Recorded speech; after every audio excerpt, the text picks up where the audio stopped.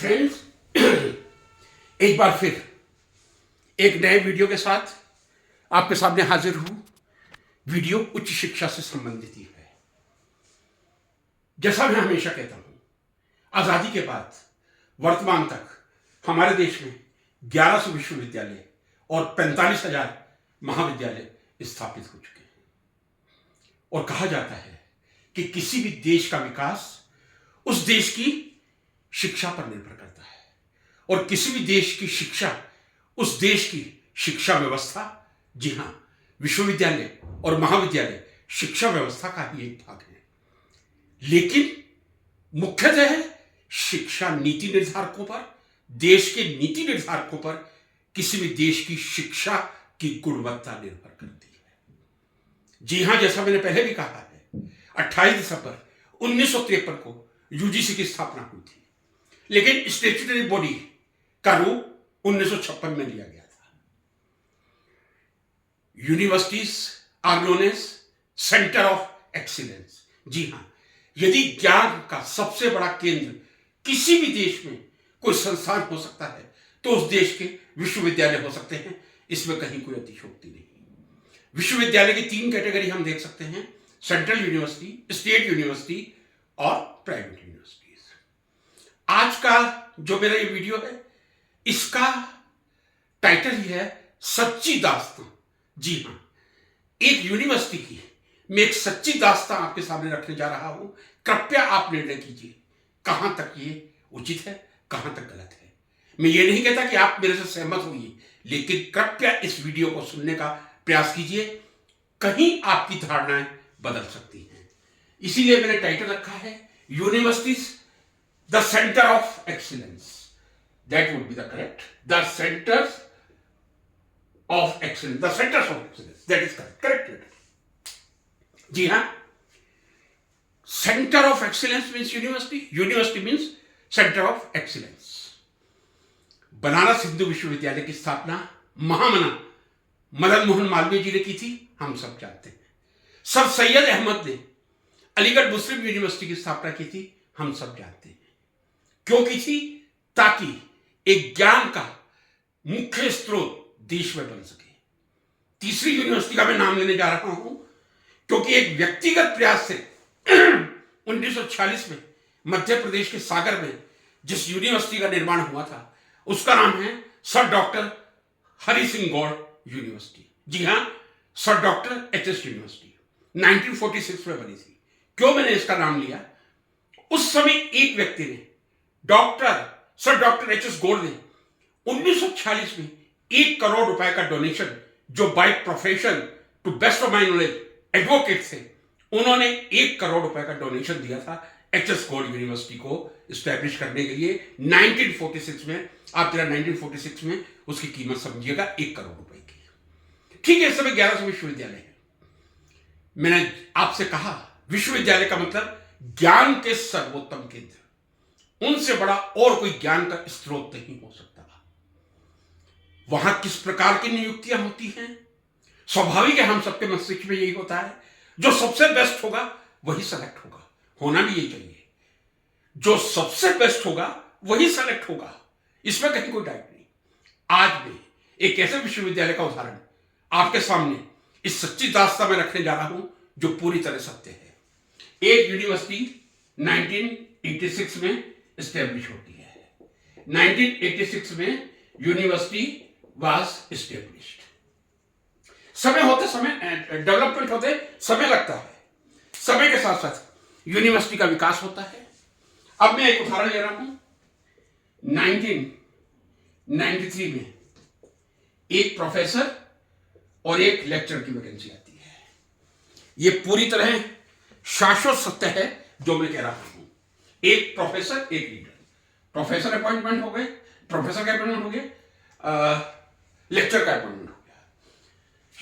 1994 जनवरी दोनों ज्वाइन कर लेते हैं। प्रोफेसर साहब भी कर लेते हैं और लेक्चर साहब भी कर लेते हैं। उस समय उस विश्वविद्यालय में पीएचडी का कोई बहुत ज्यादा महत्व नहीं था। तो प्रोफेसर तो ऑब्वियसली पीएचडी थे, पीएचडी करवाए भी थे, गाइडेंस भी की थी। लेक्चरर महोदय नॉन पीएचडी थे। जुलाई 1994 में वैकेंसी आती है रीडर, ध्यान से देखिएगा, रीडर 2, लेक्चरर 1, यानी 2 लोग एग्जिस्ट कर रहे थे, एक प्रोफेसर एक लेक्चरर। नई वैकेंसी आती है 2 रीडर 1 लेक्चरर। कुछ समय बाद इंटरव्यू होते हैं, मैं एग्जैक्ट डेट भी आपको बता देता हूं। 10 जुलाई 1994 को गुजरात यूनिवर्सिटी में इंटरव्यू होते हैं, किसी और यूनिवर्सिटी के, गुजरात यूनिवर्सिटी की बात, लेकिन कैंपस जो रखा जाता है इंटरव्यू के लिए वो गुजरात यूनिवर्सिटी का रखा जाता है। रीडर के लिए 5 कैंडिडेट आते हैं। मैंने आपसे कहा कि जितनी हायर पोजीशन में जाएंगे उतना नंबर कम होता जाएगा। लेक्चरर के लिए लगभग 30 से 35 कैंडिडेट्स होते हैं। यह सच्ची दास्तान बहुत प्यारी है, बहुत इंपॉर्टेंट है, जरा ध्यान से सुनिएगा। रीडर की कितनी वैकेंसी है? 2, लेक्चर की 1। रीडर के लिए 5 कैंडिडेट आते हैं, मैंने लिखा है ऊपर। उसमें एक candidate, 1 candidate, he was student of the head of the department who was appointed already as a professor and did join in January 1994. Please give me a pardon, 1994, January 1994. अब एक पोजीशन, रीडर की 2 position है, एक HOD के candidate हैं, पूरी तरह से सुपर कॉन्फिडेंट होना भी चाहिए। जब अपने गाइड प्रोफेसर एंड हेड हैं तो कैंडिडेट काफी कॉन्फिडेंट होता है, शायद मेरा सिलेक्शन हो जाएगा। 2 रीडर की पोस्ट थी, उनका सिलेक्शन हो सकता था। एक दूसरा एक्स कैंडिडेट जाता है, संयोग से उसका इंटरव्यू चलता ही जाता है, 50 मिनट इंटरव्यू के बाद बाहर आता है। उसके बाद लेक्चर के इंटरव्यू होते हैं। मैं फिर कह रहा हूं, 2 रीडर की, 1 लेक्चर की वैकेंसी थी, क्योंकि नए डिपार्टमेंट में जो सैंक्शन किए गए थे, 1 प्रोफेसर 2 रीडर 2 लेक्चर, 1 लेक्चरर महोदय पहले थे। अब जो पेपर में एडवर्टाइजमेंट आया था, जी हां, 2 रीडर 1 लेक्चरर का, और जो लेक्चर की वैकेंसी थी दैट वाज रिजर्व्ड। गवर्नमेंट कहती है कि सर्टेनली कुछ पोजीशन रिजर्व होनी चाहिए और उनकी पालना होनी चाहिए। अब सब देखिए, हम किस तरह की आदर्श की बातें करते हैं। वो व्यक्ति अभी जीवित हैं जो तत्कालीन प्रोफेसर एंड हेड थे। उनकी आदर्श की बातों को कई विद्यार्थियों ने सुना होगा, कई लेक्चरर ने सुना होगा, लेकिन जब निर्णायक की जगह जाके बैठते हैं, हम कितना घटिया काम करते हैं, ये सच्ची दास्तान में इसका उदाहरण है। आप जरा मेरी बात ध्यान से सुन लीजिए, क्योंकि ये पोस्ट रिजर्व थी, इसमें किसी एससी कैंडिडेट या एसटी कैंडिडेट का सिलेक्शन हुआ था। SC/ST थी, SC/ST। अब एक SC या ST कैंडिडेट अवेलेबल हो जाता है, उसका इंटरव्यू होता है और VC कहते हैं yes now she must be selected. Head कहते हैं नहीं, she is not up to date, she could not reply the simple question, we can't take. ये मैं बहुत आपको ईमानदारी से दास्तान बता रहा हूं, कहीं इसमें लेश मात्र भी असत्य नहीं है। VC कहते हैं please don't take such a step, I am Brahmin, you are Brahmin, this is reserve post, don't convert it. क्यों कन्वर्ट करने की नौबत आई थी? 2 रीडर की पोस्ट थी, एक एक्स कैंडिडेट जो उस समय के हेड के स्टूडेंट नहीं थे। VC और सिलेक्शन कमेटी कह रही थी आपको इनको सेलेक्ट करना पड़ेगा, इनके रिसर्च पब्लिकेशन और 50 मिनट का इंटरव्यू देखने के बाद। तो एक रीडर की पोस्ट थी, एक पे एक्स को सेलेक्ट किया जा सकता था, दूसरे पे जो हेड साहब के स्टूडेंट थे उनको सेलेक्ट किया जा सकता था। लेकिन चूंकि लेक्चर की एक वैकेंसी थी, तत्कालीन जो प्रोफेसर एंड हेड थे, जो बहुत बड़े आदर्श की बातें करते थे और करते हैं, लोग उन्हें देवता मानते हैं, देवता मान के पूछते हैं। कितना उन्होंने घिनौना काम किया था। एक लेक्चरर को वो पहले कमिट कर चुके थे, एक लेक्चरर को from upper caste, I don't know what was the caste, upper caste, कि आपका सिलेक्शन होगा। और पूरी ईमानदारी से कह रहा हूं, मुझे भी कह दिया था कि उसको तो मैं सेलेक्ट करूंगा। ठीक है, आपकी मर्जी, आप मालिक हैं। चूंकि उनको एक लेक्चर कैंडिडेट को अपर कास्ट की सेलेक्ट करना था, आप देखिए किस तरह गवर्नमेंट के नियमों की धज्जी उड़ाई जाती थी आज से 30 साल पहले भी। 2 रीडर की वैकेंसी थी। इतने महान पुरुष हैं वो तत्कालीन प्रोफेसर एंड हेड, उन्होंने अपने विद्यार्थी की कुर्बानी दे दी, बलिदान दे दिया। और जब रीडर की बात आई, जब रीडर की पोस्ट हम एक लेक्चरर में कन्वर्ट कर देते हैं। आप ये देखिए, गवर्नमेंट डिपार्टमेंट में यदि कोई पोस्ट सैंक्शन हुई है, आप उसको बैठ के 5 लोग लेक्चर से रीडर और रीडर से लेक्चर में कन्वर्ट नहीं कर सकते। आपको गवर्नमेंट से परमिशन लेनी होगी। किसी परमिशन की जरूरत नहीं थी, कोई परमिशन नहीं ली गई। रीडर की एक पोस्ट लेक्चर में कन्वर्ट कर दी गई। जो हेड साहब निर्धारित करके बैठे थे अपर कास्ट, उनका भी सिलेक्शन हो जाता है और एक एससी कैंडिडेट का सिलेक्शन हो जाता है।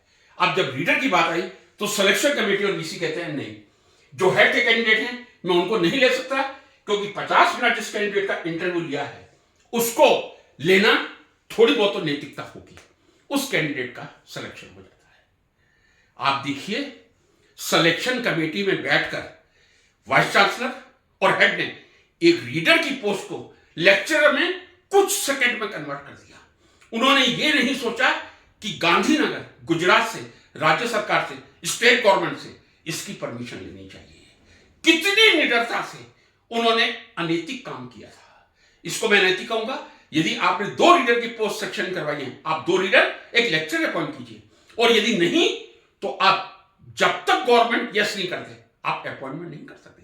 किस तरह आपने एक रीडर की पोस्ट को लेक्चरर की पोस्ट में कन्वर्ट कर दिया?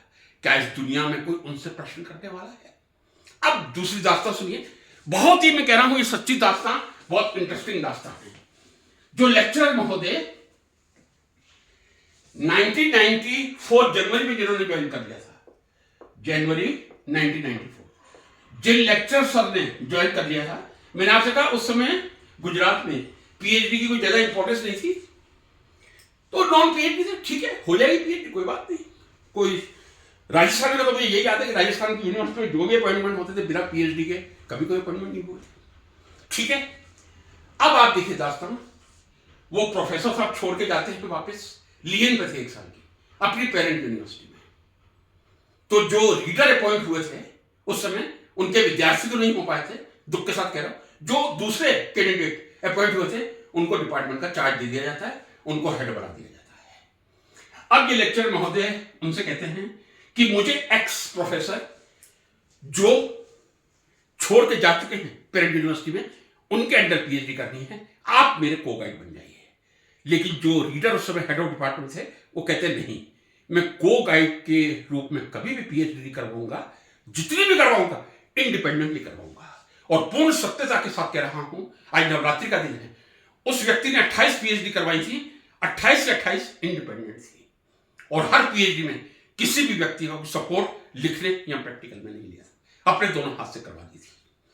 जिस व्यक्ति ने कहा था जब दूसरे हेड प्रोफेसर से आते हैं वो आते ही डराते हैं उनको कि आप मेरे अंडर पीएचडी ज्वाइन कर लीजिए, डर जाते हैं, भाग के पहले प्रोफेसर के पास जाते हैं, कहते हैं वो मेरे को फोर्स कर रहे हैं। वो कहते हैं ठीक है आप उनके अंडर कर लो। अब उन प्रोफेसर के अंडर जो लेक्चर महोदय 1994 जनवरी में लेक्चरर आए थे, जनवरी 1994 लेक्चरर आए थे, पार्ट टाइम पीएचडी ज्वाइन कर लेते क्योंकि वो सर्विस में थे। उस समय वहां का डिपार्टमेंट साबरकांठा के कॉलेज में चला करता था। 1995 में रजिस्ट्रेशन हुए थे। एक जो पहले रीडर हेड थे 2 उनके अंडर हुए थे, 2 जो नए प्रोफेसर आए थे उनके अंडर हुए थे। 1996 में डिपार्टमेंट को हेडक्वार्टर में शिफ्ट कर दिया जाता है, लाइब्रेरी में बैठाया जाता है, क्योंकि बिल्डिंग अभी तैयार नहीं हुई थी।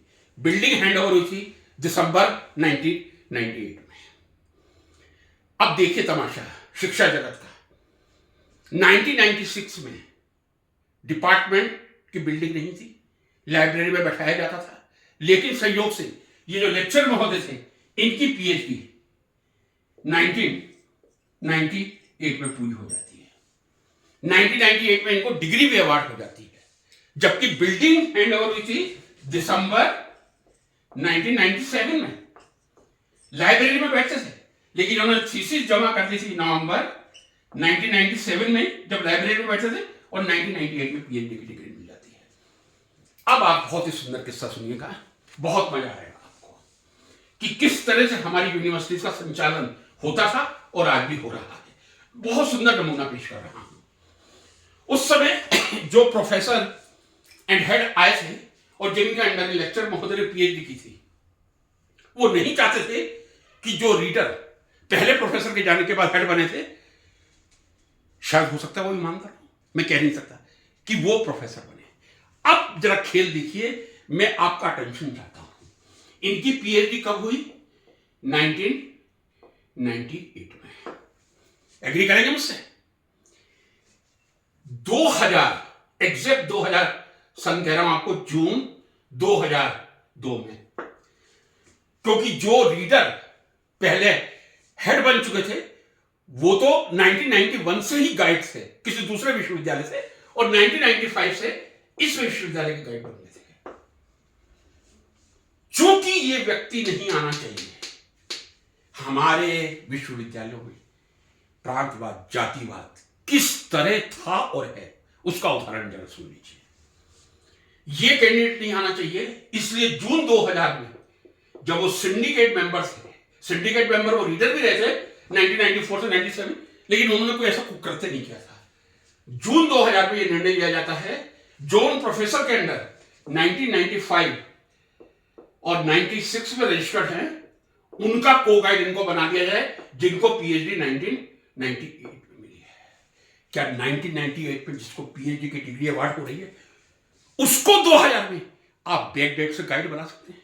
कोई मुझे इंडिया में कोई भी उदाहरण बता दे, और यदि मेरी बात असत्य हो तो मुझे फांसी पर लटका दिया जाए।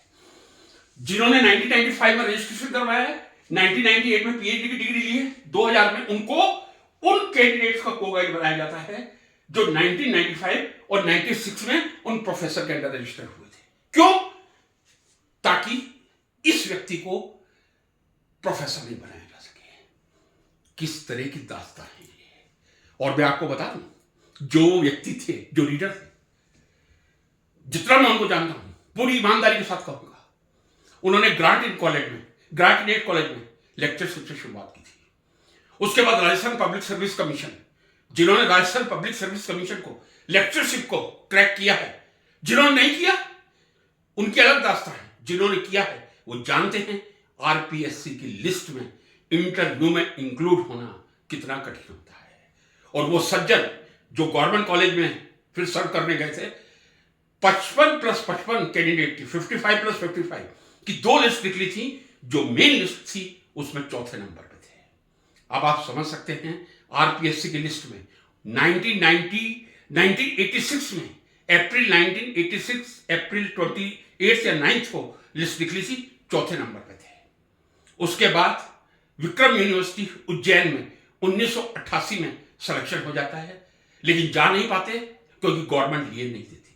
साथ ही 1988 में दुनिया की सबसे बड़ी स्कॉलरशिप, जिसको हम्बोल्ट फेलोशिप कहा जाता है, बहुत ही मुश्किल मिलना, केवल पब्लिकेशन की बेस पर मिलती है। जर्मनी में गोटिंजन में प्रोफेसर रोस्की के अंडर उनको मिल गई थी। 2 बार उनका राजस्थान यूनिवर्सिटी में टेम्परेरी और 1 बार सुखाड़ा यूनिवर्सिटी में सिलेक्शन हो गया था। 1999 में एनसीईआरटी में रीडर की पोस्ट में सेलेक्ट हुए थे। 2005 में बुंदेलखंड यूनिवर्सिटी झांसी में, जी हाँ, बुंदेलखंड यूनिवर्सिटी झांसी में, क्योंकि कॉल लेटर बहुत कम अंतराल में मिला था, ऑन रिक्वेस्ट उन्होंने कहा था कि यदि if you want to consider me, consider in absentia. In absentia Bundelkhand university ने 5 एडवांस इंक्रीमेंट्स के साथ सिलेक्शन किया था। वही कैंडिडेट 2006 में सेंट्रल यूनिवर्सिटी मिजोरम में प्रोफेसर एंड हेड की पोस्ट पर सेलेक्ट हो जाते हैं। किस तरह की व्यवस्था हमारे देश में है? क्या हम मेरिट बेस अपॉइंटमेंट कर रहे हैं? यदि नहीं कर रहे तो किसकी गलती है? इस प्रकार के कल्प्रिट्स जो हैं, क्या उनको कोई सजा मिलेगी या उनको भगवान बना के पूछा जाएगा? जिसने एक रीडर की पोस्ट को लेक्चर में कन्वर्ट किया था, मैं कहता हूं इलीगली, विदाउट गवर्नमेंट परमिशन आप नहीं कर सकते, आप उनको भगवान का दर्जा दे रहे हैं। कहां तक उचित है? जिस व्यक्ति ने अपने विद्यार्थी की कुर्बानी दी, मैंने कहा 2 रीडर की पोस्ट थी, यदि उस व्यक्ति का सिलेक्शन वीसी और सिलेक्शन कमेटी चाहती, वो उन लेक्चरर महोदय का सिलेक्शन ना करके अपने विद्यार्थी का कर सकते थे। अपने विद्यार्थी की कुर्बानी दी, सब अनैतिक हथकंडे अपनाए, लेकिन जिसको पहले कमिटमेंट कर दिया था उस महिला को लेक्चरर की पोस्ट पर सिलेक्ट कर दिया, हालांकि वो भी पीएचडी नहीं थी। तो ये एक सच्ची दास्तान है। यदि कहीं भी किसी डॉक्यूमेंट की जरूरत पड़े, मैं वीडियो कैमरे के सामने आकर एक एक डॉक्यूमेंट आपके सामने पेश करूंगा।